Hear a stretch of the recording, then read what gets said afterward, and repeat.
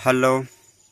तो सांग मैंने आज आम कथा बाकी ओरेन ग्लोबल से वेबसाइट विषय तो मु कहवाको रखी कहबी कि आपण मैंने तो वीडियो कर ना अक्टोबर 30 तारीख 2टा PM पर आप वीडियो कर ना मु तो जान ना तो मु भी वीडियो करूली बुझीपारे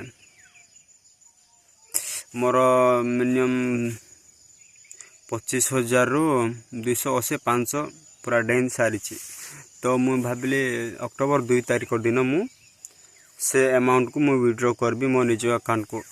तो भाविला बेले को गोटे प्रॉब्लम गोटे पड़ाला से प्रॉब्लम टी कौन तो से प्रॉब्लम टी हूँ डी कोड से डी कोड माध्यम रे जाइए तो ताके से डी कोड देले जाइए आम विड्रॉ कर पारिबा। तो एमिति किछि बिना पैसा न देक आम विड्रॉ कर पारिबानी से बोली मु भाविली कि आपण मानकु जणेबे बोले।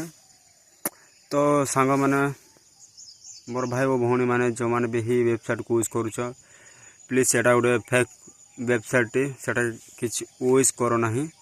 यूज करिवो माने कौन होबो ना से तुम मानक तो टके टके कि एबे केते मागुछि देख डिस्चार्ज तांको केते देबक पड़ुछ आ केते डिस्काउंट रे दउछि देखि पारलो तो सेति से ओरियन ग्लोबल को से वेबसाइट को यूज करो नहीं मु कहूँ। तो गाइस आज वीडियो आपण मानकु एति कहबार थिला आ गुटे देखाबा नेक्स्ट वीडियो रे देखिबा पुणी कौन अपडेट दउछि कौन सिस्टम काढुछि आ गुटे ताहेले जाई कि हम जानि पारिबा। तो सांग माने मु आज रो वीडियो रे एति कहि कि मु शेष करूछि। बाय।